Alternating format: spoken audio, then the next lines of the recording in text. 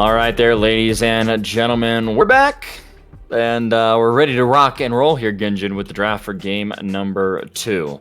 Against Glaive here, going to be on the red side. Meme City Esports going to be on blue, so I'm going to be curious to see how this does kind of alter maybe a little bit of their drafting priority.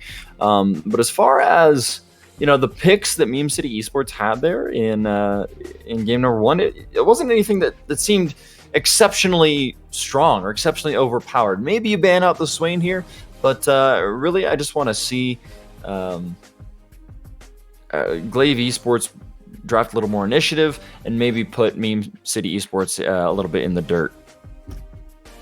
Yeah, we see Glaive banning out the Renekton. It looks like Meme City Esports might have missed ban number 1 here. I don't know what's happening on. Oh, okay. I've been informed that they are going to be losing their 3 bans, which is going to be obviously massive when it comes to the draft. Glaive's going to have a big advantage, but again, with the play that we saw in game number 1, MC is going to be able to... MC is always able to overcome anything, but we talked about style for both these teams. MC is a team that plays around their jungler, plays around their top side, while Glaive... in weeks past has been a team that plays around that bot side, getting early dragon control with their jungler, and I want Glaive to go back to that style. I want to see the Tristana, I want to see the Samira, I want to see the Kai'Sa. I don't want to see things like Senna. Honestly, and what I'll be surprised about this too, just with Meme City Esports losing those first 3 BAMs, it was because of a player being late post draft. That we had there in game number 1, just to throw that out there. But Meme City Esports, they put so much priority in banning away anything that Totemax could play in the mid lane, right? He's relegated to the Anivia, but he's going to have so many more options now. So I'm going to be very, very interested to see how this is going to kind of affect the game plan for Meme City Esports, if this is going to maybe open up the door for Glaive specifically to maybe kind of play through that mid lane on a champion that could take some initiative. So I think this has definitely some implications for the draft overall. And we're going to see it. That's going to be probably the Aurelia lock, and Misfortune was first pick on red side by Glaive, but you mentioned it, Totemax didn't get a rally. He got he got 5 bans thrown at him in game number 1. So now, with the bans off the table, this is going to be Totemax's game to really take off. Absolutely. The Irelia there going to go up towards Miho when he was banned out on that champion previously before. So, I mean, not only are we seeing repercussions towards the mid lane here, but we're also going to see repercussions up towards the top side, where Miho is going to be able to get the champion of his preference, which honestly means a lot when we're talking about platinum to diamond players. Being able to have comfort in the champions that you enjoy playing actually does make a big difference in your gameplay. He just did not feel very comfortable on the Zac. I don't know if that was just because Rutledge was doing such a great job on the PTA Volibear, which we do see here picked up one more time. Again, I'm not surprised. He had an amazing performance on the champion, but it's going to be interesting to see how this Irelia is going to fare into the Volibear up towards the top. And it seems like MCE is not missing a beat here, because they pretty much get exactly what they wanted. Again, losing 3 bans, honestly, a lot of times can also mean that Glaive don't have 3. There's not 3 extra champs banned on the table. So MC kind of get exactly what they want. They wanted the Kha'Zix, obviously. Glaive picked it up last time, first round on blue side, and now we have the Kha'Zix for Acid, we have Volibear for Rutledge, and we have Senna already. And I'm okay with this, because it looks like both teams are kind of going for their styles and see which one ends up better. Yeah, and the only thing here is Meme City Esports is going to take away the Senna from Glaive. But again, when you see that Misfortune pickup, it makes me think that they didn't even want it in the first place, to be honest with you. What I would really be interested to see here is if we're going to see the fasting Senna in the bottom lane. I really like it paired up with the Tahm Kench, just because it gives you a little bit of extra survivability. It also can protect you maybe a little bit from some of the engage that Glaive may draft up in the support role or top lane, in the support role or the jungle role that it will still be looking at here from Glaive. And you can see already, I mean, Meme City Esports going to go ahead and ban away the Leona here. So that's, again, one of those kind of engaged supports that we talk about. that a Tom Kench can pair up well to kind of protect that AD carry for the late game. But I am kind of surprised to see the Senna pick overall, just because Meme City Esports, they played such a great early game, and Senna just feels a little bit slow when it comes to the series and the meta as a whole. But that's how Meme City gets you. Like, they played such a great early game in game number 1, but we've always seen them as this team that, honestly, a lot of times falls behind in the early game and then just comes back with just exceptional team fighting. That's all the different facets that Meme City Esports has. If they get ahead early, they can crush you. But if they're behind, their team fighting is so smooth, and I've seen the Senna pick work out time and time and time again, regardless of how far behind he is. The amount of utility that the Senna pick provides, especially when Acid is such a good jungler at providing damage, it's going to be a key pick for Meme City, and again, both comps are playing out perfectly for both sides. I really want to see what these guys do. Yeah, Sejuani going to get picked up there, and seeing that in the hands of McShoots, I think is going to be really, really interesting. One of my favorite champions, to be honest with you, just because she does have so much engage, a lot of potential to really lock up some of these targets here. And when you have immobile carries like the Syndra, that can really, really suffer from some early ganks still when they're in the laning phase, it kind of sets up the Orianna pretty nicely. And if you can get some kills here onto Totemax, who's now on a champion that was previously banned out in the Meme City Esports composition, maybe that is your win condition. Maybe getting some kills and getting some gold generated towards Totemax is something that they could really, really benefit from. On the Anivia, unfortunately, he just was not able to really get anything going, and the Bard actually going to get picked in for the support pick. So this should be pretty interesting.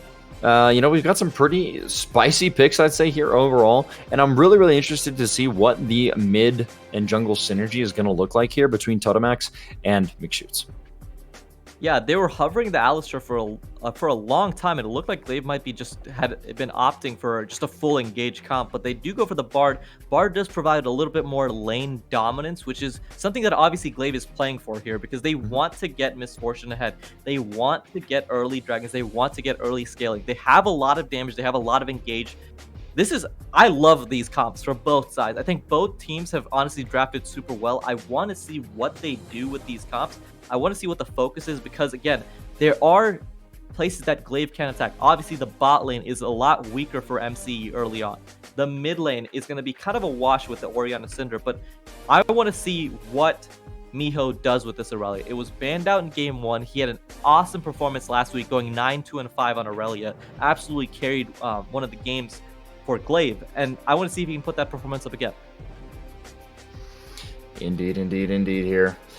Let's talk about a little bit about some of the synergy here between the Syndra and the Kha'Zix, which I think is kind of an interesting conversation. Obviously, Orianna, if she does decide to go for the phase rush build, maybe we'll be able to kind of skirt or sidestep a little bit of the setup that you would like to see from a mid laner for a Kha'Zix. So I don't know. Any thoughts on kind of the synergy there between these two champions, Gunj? No, that mid lane 2v2 is going to be absolutely key. If Syndra can get ahead, she has the ability, because of honestly how squishy the rest of the comp besides the Sejuani is. MCE can the Syndra on the MCE side can absolutely blow up anybody on the side of Glaive besides the Sejuani here. And that mid 2v2 is very strong, especially early on for the side of MCE. When the Orianna Sejuani get their ultimates off, they can be a lot better in the team fights, but in skirmishing, that's where I think MCE succeeds. Skirmish fights, they have so much CC, they have a lot of lockdown, they have a lot of burst as well. No one expects the Volibear burst, but we've seen it in game number 1. Volibear will burst you out going full tank. That is just real. Yeah, it was kind of crazy with the PTA. Yeah, Doran's Ring PTA was absolutely able to smash the level 3.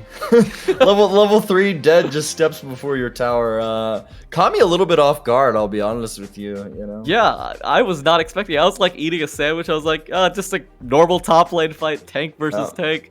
And then I was like, is this passive popped?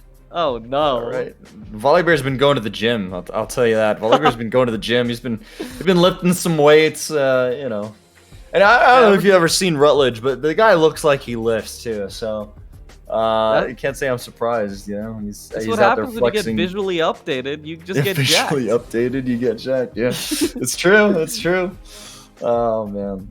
But yeah, no, I actually was doing a little bit of research into the Worlds tournament that is held every single year. Syndra is actually the most prevalent champion that is seen in competitive play in either picks or bans. Like by far and large, I think it was something like a 71% pick or ban rate for the champion. So I can't say I'm surprised to see Syndra kind of being even a mainstay in diamond leagues or platinum leagues or amateur leagues. So I'm excited to see how Frosty is going to be able to kind of pilot this champion. I think it's a great pick. It's always been a staple of the meta for such a long time, and I'm really excited to see if he's going to be able to get off those sick unleashed powers for the combos. Or I think what else could be cool is Sightstone, seeing it come out and then throwing the Bard on top, ultimate on top of someone to save their life. So there's a lot of cool interactions that I'm looking for in this series that I do want to see. And that's honest. And you mentioned the Syndra pick. That's honestly the power of a champion like Syndra. She's a stat stick. If you're not stronger than the Syndra, she'll kill you 100-0. There's no denying it. So if MC can get that early game lead in these skirmishes with the Syndra and Kha'Zix, I pray for Orianna because a flash ghost phase rush is not going to save you from Kha'Zix and Syndra 100-0ing you. And these team fights are going to be key. I want to see what Glaive do in that level 6 team fight, if that happens around the dragon, the second dragon team fight as well, because that's when they're going to have a lot of power with the Orianna ulti, with the Sejuani ulti, Bard ulti, Misfortune ulti, a lot of AoE damage, but it's going to come down to this early game. They need to play aggressive in the bot lane, they need to make sure that they get scaling, and they need to make sure that they don't let the game run away from them. Yep, absolutely. With that being said, though, we're going to throw it on over to a quick intermission and a break as we gear ourselves up here, ready for game number 2 of the Meme City Esports versus Glaive Esports Rose match of the week, which I'm very excited to be able to cast alongside Mac doing. But with that being said, do not go anywhere, do not change that browser, and we will be back for game number 2 of this week's Mid League.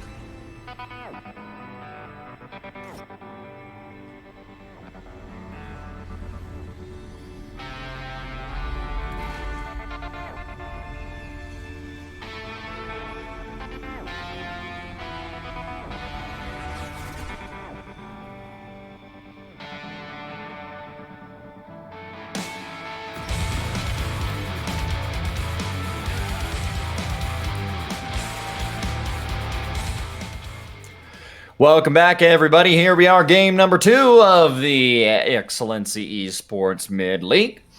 Glaive Esports Rose headed up against Meme City Esports here. And Mac Dewey, let me tell you what. One, it's always a pleasure casting alongside of you. But man, what a game number 1 we had. Meme City Esports just coming flying out of the gate. And Glaive actually going to be looking to be pretty aggressive here in the early game. Andrew, got to be careful here. He's going to back up and set the ward down. They know that it is coming. But hey, chat, cheer for the ward. Cheer for the ward. That's early gold. I always miss that. I remember the early LCS games. Everyone cheers whenever the early ward gets taken down. Glaive Esports, they are going to get some early bot lane jungle vision for themselves, but unfortunately there is a price to pay in League of Legends as we see Acid on the top side of the map responds appropriately and drops a ward there on Mix Shoots' red buff there. A bit of a different look here for Glaive Esports here in game number 2. Turns out when no champions are banned in the first phase, it does give you a little bit more flexibility. Miho on his Irelia is going to be my player to watch, see if he's able to have a bigger impact, a better laning phase. Kind of surprised to see Glaive Esports not too worried about Meme City Esports' prior composition. We see both the Volibear and the Kazakhs have returned on the Rift. Yep, absolutely. And you know, I think that the picks would have been more manageable if maybe they had the right champions. This time around, Glaive Esports Rose, they have the right champions. They have the champions that they want to play into these matchups. Maybe that is why they felt like they didn't need to force bans towards Rutledge or towards Acid particularly. Obviously, the Swain was very, very, very strong in that game, putting up the largest damage numbers. But that came, you're right, off the back of Rutledge having such a great time that he had up until the top lane and being able to get that early teleport down towards the bottom side. So with that being said, I think the Glaive Esports basically is saying, hey, let's wait and see what we've got here. But now the 2v2, level 2 here, that's going to force the flash out of Sightstone now here real early. Andrew, though, going to take a lot of damage on the backside of the PTA proc. But, man, very, very aggressive coming out from this Meme City Esports squad. And that's going to be an early stun, though, in the mid lane. Totemac's going to be about half HP. So far, looking so good for the Meme City Esports squad. Poor Panda there. He almost got the beautiful misfortune double tap when you kill the minion and then it bounces to just absolutely chunk out your opposing ADC in the early game. But Swoon Baboon, confident that the Q wouldn't actually kill the minion, stood firm and didn't pay the price. I feel like Panda's going to be a little sad about that one. We might get a play around the top side of this map, though. Scuttle, over Scuttle of all things. These junglers are prepared to go to war. No one's rotating off of this one. I do just want to say, Rutledge was pre-ganked earlier there, had to blow his flash, and that's going to be a lot of damage now onto Rutledge, but now Frosty has arrived. That's going to be first blood going on over to Frosty as he's able to get it there. Miho now in a little bit of trouble. Totemac's only going to be able to do so much, trying to pop the Ghost and be able to get himself back here. Sorry, not Ghost, that is Phase Rush, my friends, but Totemac's there. Nice stun actually coming out from Miho. It's going to force out the flash, but Acid going to be able to pick that one up, and a teleport back in from Rutledge is able to pick and clean that one up nicely. 2-4-0. What was big there was actually Rutledge died before I think the Triumph proc was able to go off. A little bit of a saving grace there for Glaive Esports, which doesn't really help them too much. 2-0-1 on the Syndra. Frosty gets to flex his mid lane muscles a little bit. Not on the Seraphine this time. He's not supporting anyone, and this is going to be a huge start. Gungeon during the draft was talking, if this Syndra pick is just able to outstat you, you are going to get one shot. I'm worried about Panda, worried about Totemax. The double buff on Syndra early on is brutal for this Orianna to try to deal with. This is Meme City all over again, looking to repeat their success from game number 1. Yeah, man, that's really what Syndra's kind of biggest worry is, or kind of what I should say inhibits her the most in the early game, is how expensive her Dark Spheres actually cost as far as a mana is concerned. So, with her being able to get that early blue buff, I mean, you can see she's sitting here clearing the wave, constantly pushing it in to Totemax here. You know, granted, you know, he has himself a nice little gold lead here, CS lead as well.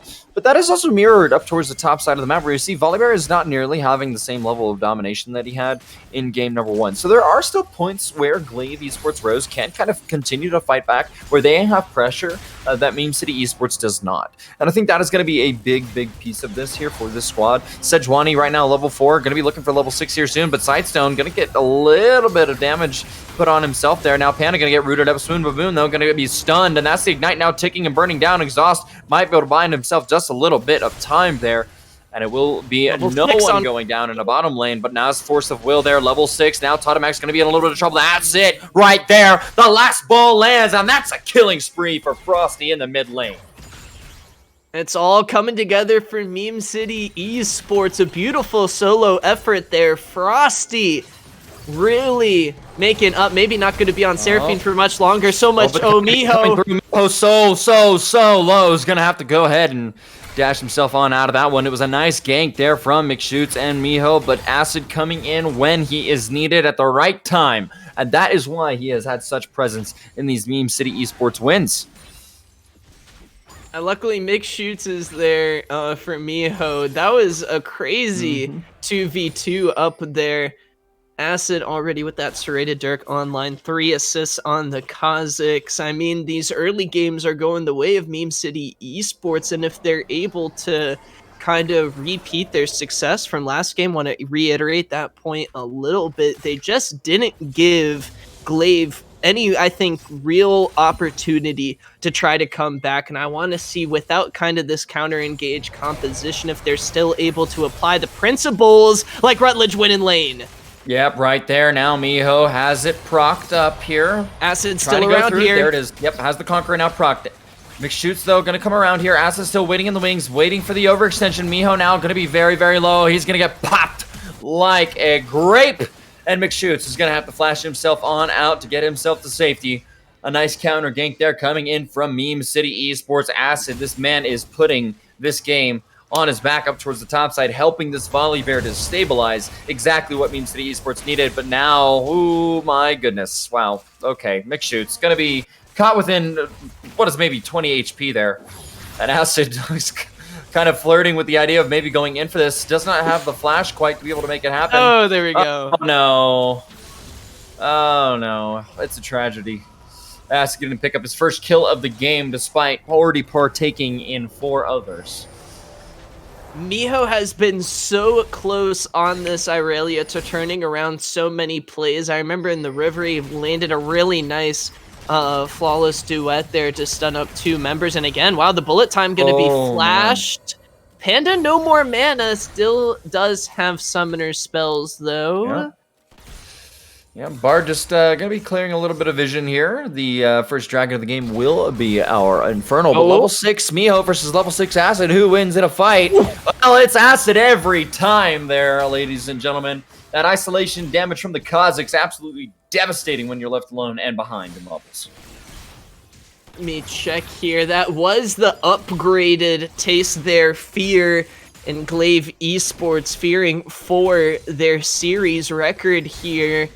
Looking like Meme City Esports have their number. Glaive Kong coming up a little short so far. These early games, the fights that Meme City has been taking and trying to set up, it feels like every time Glaive Esports have been looking for some sort of gank, some sort of proactive move on the map, Meme City were like, hey, we saw that coming, no worries, we got some backup coming right here. Acid's already hella fed on this Kazakhs, don't even worry about it. We might have to see, though, if Glaive can maybe pick up a dragon. That was a big win condition for the side of Meme City Esports in the last game. That early Ocean Soul really iced the cake. I really do like the setup here, though. You know, they're playing this one smart. They know that the that the Meme City Esports jungler is up towards the top side of the map here, and obviously is setting this one up appropriately with vision, also hitting the blast cone on the back end, just doing everything they can to prevent some kind of miracle steal that might come from the Meme City Esports squad. Infernal Dragon in their pockets. It's going to feel a lot better than where they were at the same time last game. Rift Herald going to be put up in the top lane. This time it's going to be Meme City Esports idea cashing in on this turret gold. And really, Miho, if he's maybe if he's able to shove this wave, that's the one risk of getting a tower this early on. I wonder if maybe we'll see the bot lane switched around in this map really opened up, try to get Rutledge out of this top lane and into dominating the rest of Glaive Esports. Tempered Fate gonna miss. Oh, yep. Tempered Fate not quite there. Oh, but that could be the unleashed power. He wants it. You can tell he wants it. He's going to be able to get one there now. Totamax going to be flashing forward underneath the tower. But no, it's going to be traded back. A complete win for Frosty. Able to turn that one around and pick 2 up and force the summoners there from Glaive Esports Rose. It is a disaster, in all honesty, for Glaive. At least 2 to Max didn't pull a complete Mac Yone play there, ended up getting the kill while looking for the turret dive and a shutdown kill for that, but it's still 2 going over to Frosty. The Luden's Tempest gonna come online. He is terrifying. Panda, let's check here. Panda's magic resist right now in the Misfortune, only 33. He doesn't have any additional magic resist. Frosty has Sork shoes and the flat pen coming from Ludens. He might just be able to press R.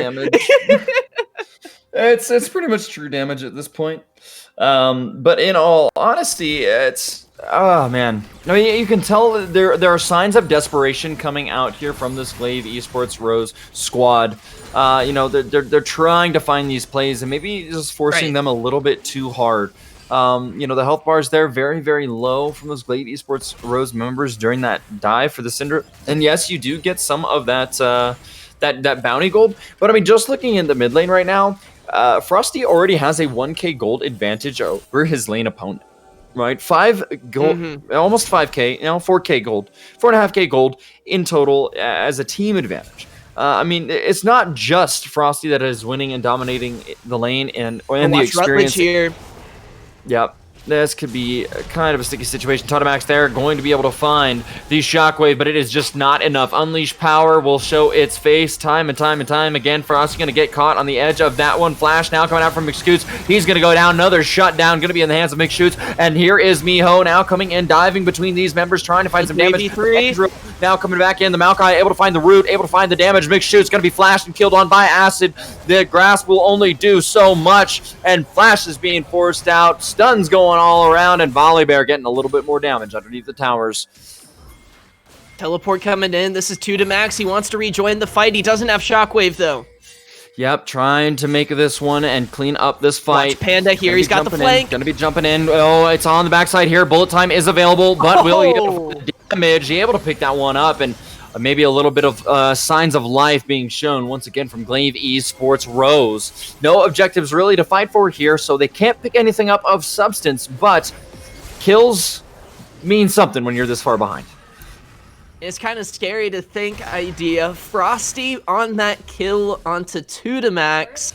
Didn't really hit a lot of abilities. I think he only hit his ultimate, and that was enough to finish him off. I also really do want to point out Rutledge in his ability to get out on the map. He didn't just kind of blindly walk back up into top lane and just stay there, keep trying to push the wave. No, he tried to look for something in bot. It didn't really work out. Okay, well, maybe I'll look for something in the mid lane, and that ended up working out pretty nicely for Meme City Esports. It was a 2-for-2 trade overall. I think they could have backed up a little bit earlier on that. I wonder where 2 to Max is going to be going, because Miho's taking mid lane farm. Someone's got to worry about the bear, but I don't really think anyone on the side of Glaive wants to be the member to go and try to deal with Rutledge.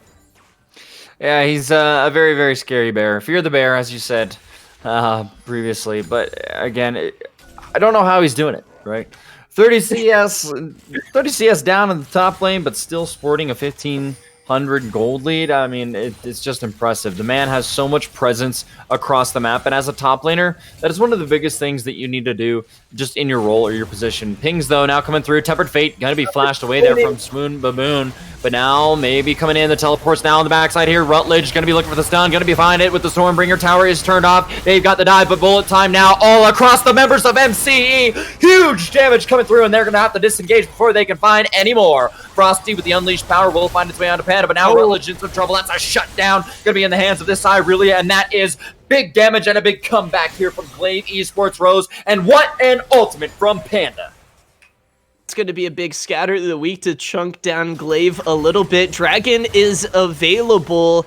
It's a 4v3 at the moment in favor of Glaive. Systone gonna try to rejoin the rest of the team. A lot of ultimates were burned, not a lot available. Acid gonna look for a pick. Oh, yep, trying to find it there, but the isolation damage is just not gonna be enough on 2 to max now. Gonna be slowed down. Frosty gonna go down, and that's a huge pick.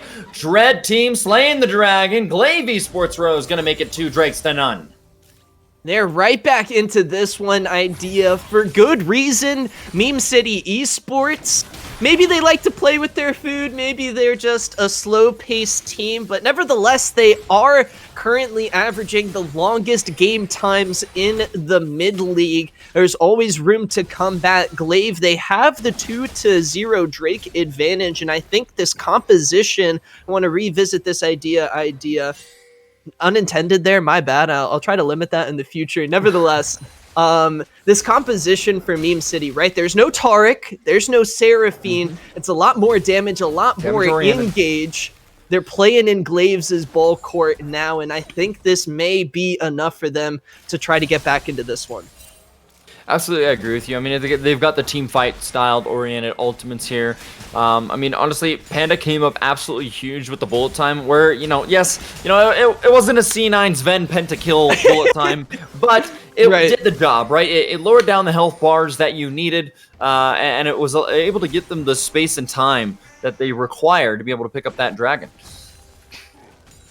We're now going to see Acid try to go 2 for 2 on the Rift Heralds. I think with that isolated Kha'Zix damage, it's going to melt just fine. And now that Andril is there to kind of control the objective, that's going to be a big help to the side of Meme City Esports, and really something that we're going to have to try to see Sightstone and McShoot step up in a big way to try to tank the saplings, because Maokai is only going to be getting stronger. It was nerfed a little bit. The Imperial Mandate isn't quite online just yet. There's still some power spikes going to be coming through for Meme City Esports. Glaive, last game we pointed out idea, didn't really get caught out a whole lot despite how ahead Meme City was. They're good at extending games. They give themselves room to work with. This time, this game, it's a much different story. The Flash is going to be burned out of Frosty. He's not going to have that for the next dragon fight. Things starting to add up a little bit here for Glaive.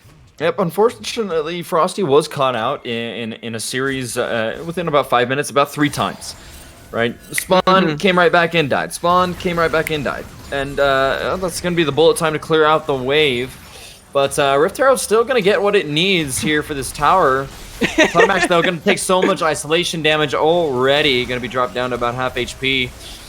But Syndra there, going to be still down towards the bottom side of the map, so unfortunately, not really a whole lot going to be going on there. Nice Tempered Fate to be able to deny the damage and all, but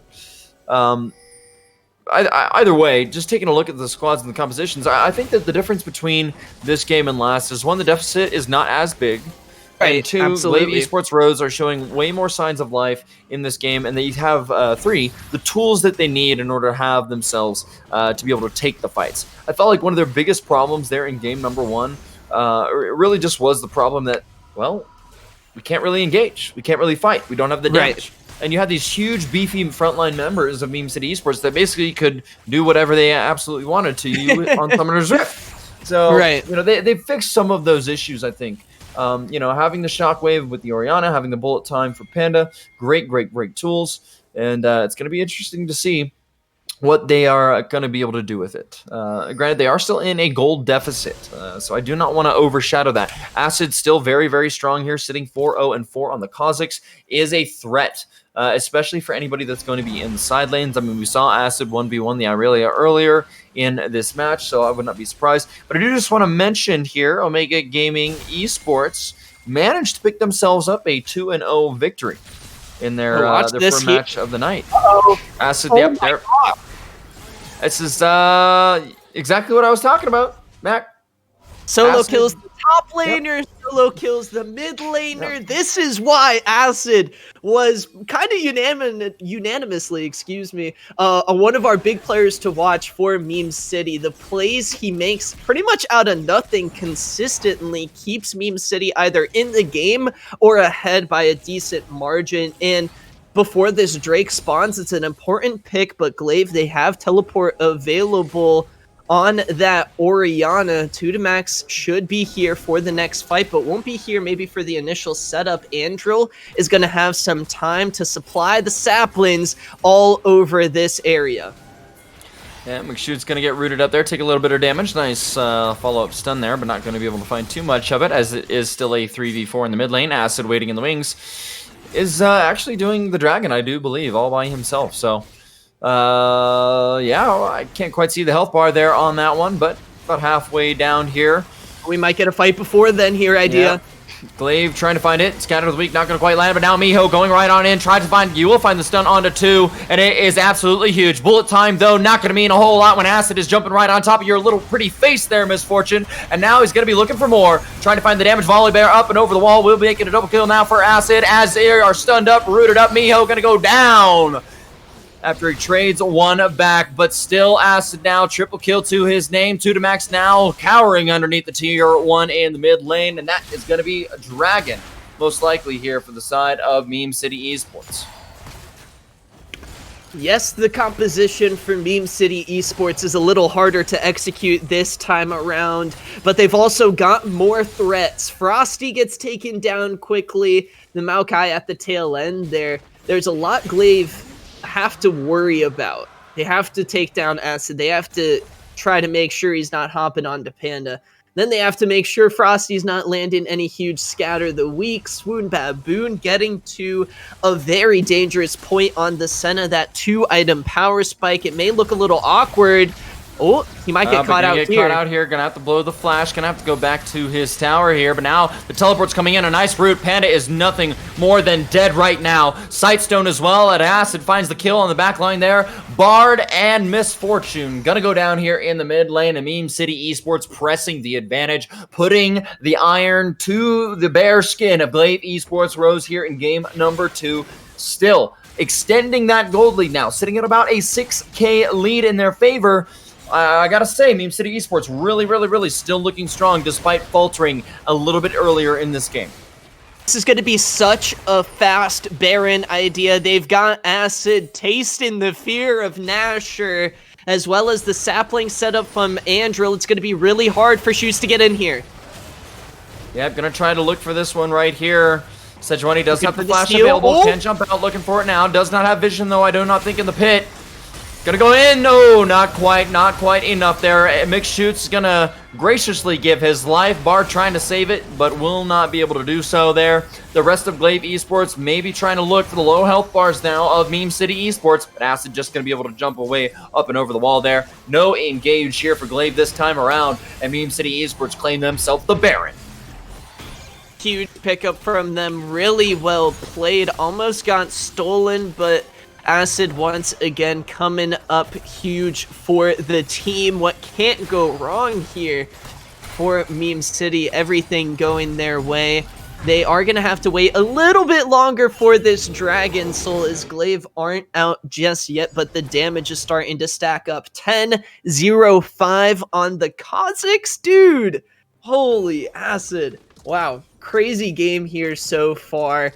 He's been coming up huge in the team fights, finding picks, really just on his own, you know, killing solo laners. We talked about it earlier, Idea. I think if this was a Rengar game, he'd have all the Bone Tooth Necklace filled out. At this point, I would think Acid has already killed Rengar in his version of the Kazakhs lore, but yeah, nevertheless, Meme City, they're going to be looking to continue with this. Last game in particular, they played really well around it. No one getting caught out in the side lane on their own, everyone controlling things a little bit, and everyone with that lane priority trying to shove that in. We see Rutledge in the top lane. This was kind of something we talked about in mid-league last week with some of the teams with Baron not really going into all 3 lanes to try to push an advantage. This time, Meme City Esports, Acid in the bot lane, Rutledge top lane, 3 members in the mid lane. Beautiful setup from Meme City to try to set themselves up for success. Yeah, absolutely here, and Swoon Baboon here, slowly stacking up on the Senna. You know, I had mentioned earlier that it seemed a little bit slow for this composition. Right. But right now it's sitting at about 54, 55 stacks on the Senna, so is getting herself a little bit more attack range slowly but surely here in this matchup. But yep, still waiting. Another 5 to 10 minutes, and she might just be in that spot where she can start autoing towers from insane distances and ranges. And it is something nice to see. I think that you know, Meme City, they show a few moments maybe of weakness in the early game, but now Rutledge is going to be looking for the flank here. Panda gonna get slowed down, but no engage just quite yet. Rutledge, though, has to be careful here. Doesn't want to get too locked up. We'll be able to avoid some of that.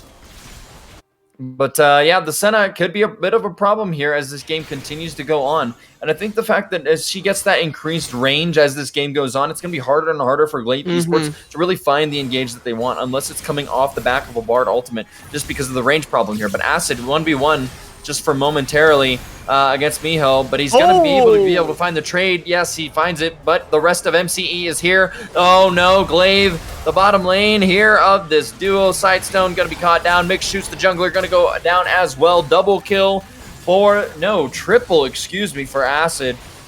Mac Dewey, the man is 13-0-5 on this Kha'Zix. It's insane. It's absolutely insane. And this series makes the rest of the mid league so interesting, but this one's not over yet. Yep, now looking for there. 2 to Max going to go down as they're able to find the damage, and the flashes will follow on up. Bot lane turret. The tier 3 going to fall down here, and an inhibitor surely will follow right after that. Respawn timers for the mid laner here, about 30 seconds, but the rest of the Glaive Esports Rose team are up. They should just take this inhibitor and be able to walk back, clear up the jungle, and move on to that second mountain drive. Man, Meme City Esports, I mentioned this point earlier, how they've been averaging the longest game time in the league. Well, so far they're treating their fellow 8-0 team like someone not even worthy of playing with. All serious mode, maximum effort from Meme City as they're putting a speed run on Glaive Esports. Really nicely done. And I think it makes the rest of the league so interesting because you consider, well, how close have Meme City's other games be in the past couple weeks with taking down and taking on other teams so far in the league. I think it's really kind of spicing things up, looking forward at the playoff picture. Glaive Esports and Meme City not really too far separated. Is the stream is black? No worries. Can they still hear us? I wonder. Yes, they can still hear us. They can still hear us. No worries. F to the stream. So now is when the actual discussion. Okay, well, we got the stream back. Hello, everybody. There we go. Hey. Comcast internet strikes again, ladies and gentlemen. It's Andrew, they're gonna get caught out, and Sidestone takes a very questionable passage there with the magical journey, but the bullet time only gonna put slight dents. The healing here from Swoon Baboom really coming through now. Acid trying to find Sidestone, look for the target. Panda gonna have to flash away up and over the wall, but a volley bear going on in. Rutledge, you've got a pair of cojones, my friend. Does not have any way of getting back over the wall, and he's just gonna be left for dead. Rutledge gonna go down, but tier 2 in the mid lane will be claimed.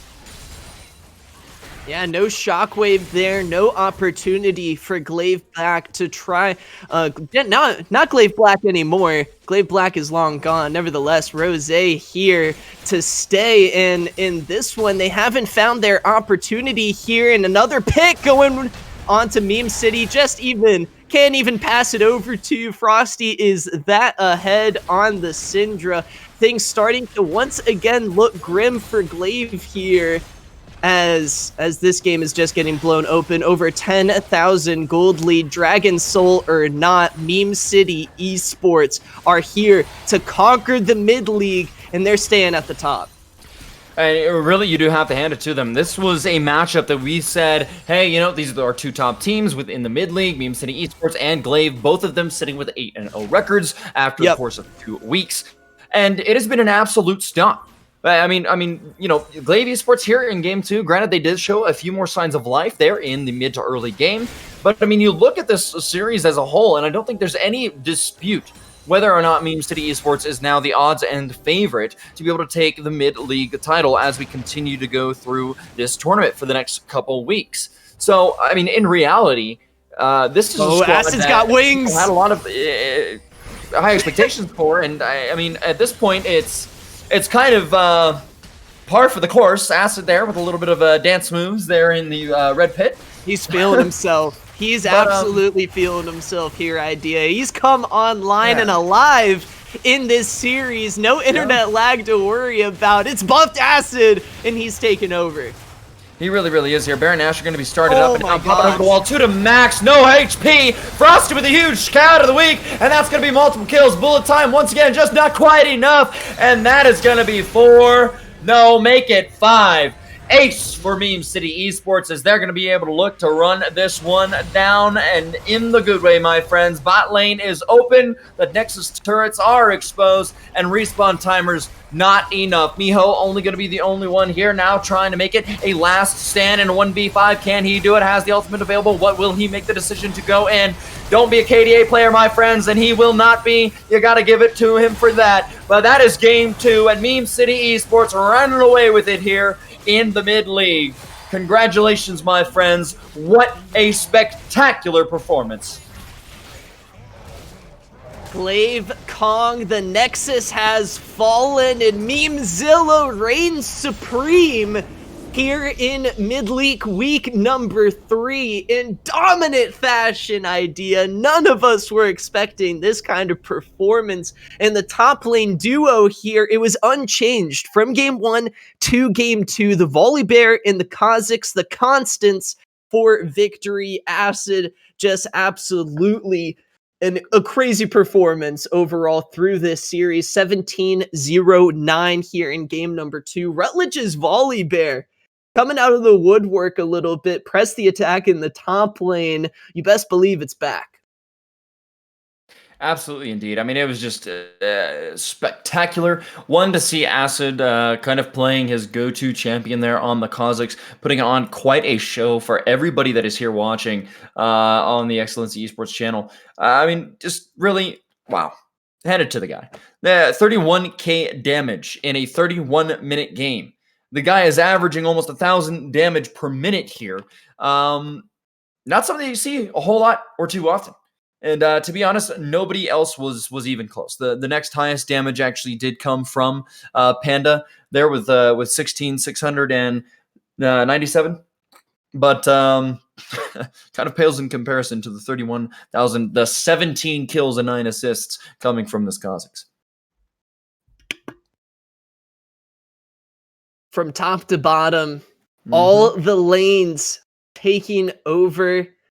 But I'm sure everyone's heard enough about me. I kind of want to hear what Gungeon's thoughts on this game was. As we're going to be able to pass it over to him for our little analyst test segment before the interview.